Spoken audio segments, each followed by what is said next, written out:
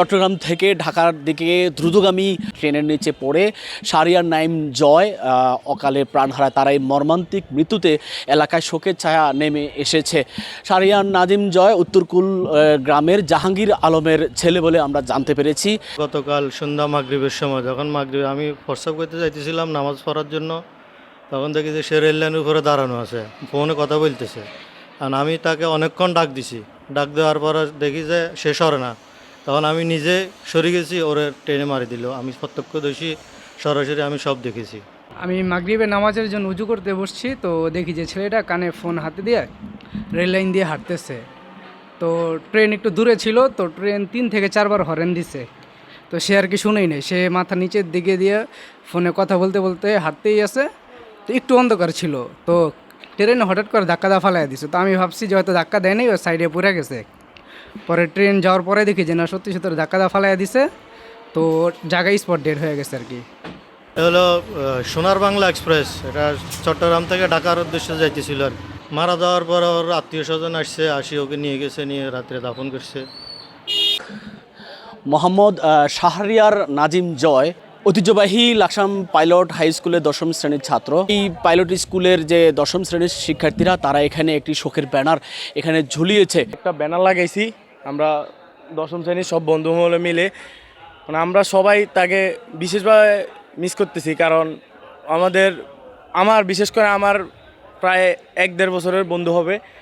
তার সাথে আমার অনেক দেখা হইতো, রাস্তায় দেখা হইতো, অনেক ভালো কথা জিজ্ঞেস হইতো। এখন তার হবে না, কারণ রাস্তা মানে চুলছাড়াইতে আসছিল, আসার পরে যাওয়ার সময় ওই ফোনে কার সাথে কথা বলতেছিল।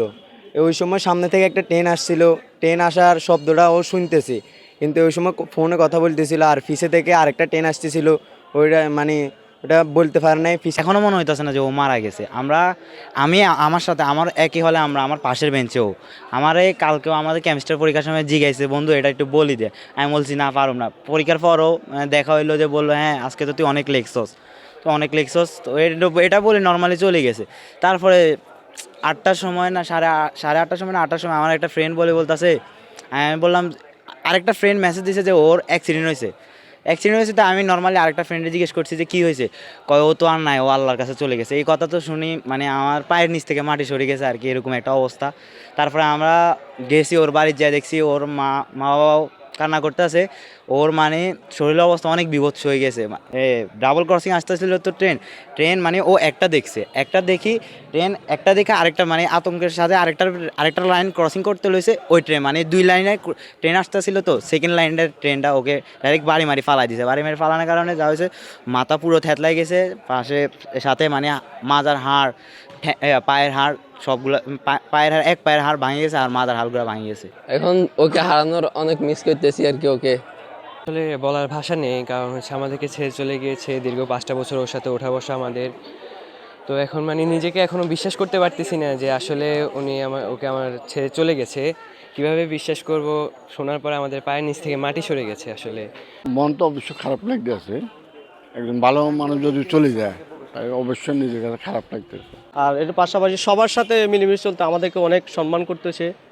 মানে সোজা কথা, ওর মতো ছেলে হয় না। বর্তমানে যে প্রেক্ষাপটে যে অবস্থা ছেলে মেয়েদের, ও কিন্তু অনেক ভালো ছিল।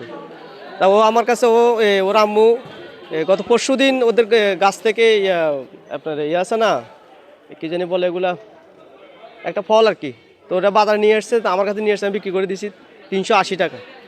তো ওর সাথে ওই পরশুদিনই আমার কাছে শেষ দেখা। পাইলট স্কুলে ওর মতো ছেলে হয় না, খুব ভালো একটা ছেলে। আমি পাইলট স্কুলের দপ্তরি, ওর সাথে আমার সাথে খুবই হতো, আমাকে খুব সম্মান ইজ্জত করতো। বন্ধুকে হারিয়ে দিশেহারা এই স্কুলের সাধারণ ছাত্রছাত্রীরা, তাদের প্রত্যাশা যে রেল লাইনে মোবাইল ফোনে কথা বলার সময় যেন আরও অন্য যারা আছে তারা সবাই যেন সতর্ক থাকে। এভাবে অকালে যেন কোনো মায়ের বুক খালি না হয়, এভাবে যেন অকালে কোনো বন্ধুকে অন্য বন্ধুরা হারাতে না হয়, সেই প্রত্যাশা করছে এই স্কুলের সাধারণ ছাত্ররা। কুমিল্লা লাকসাম থেকে GMS Rubel, Laksam city news.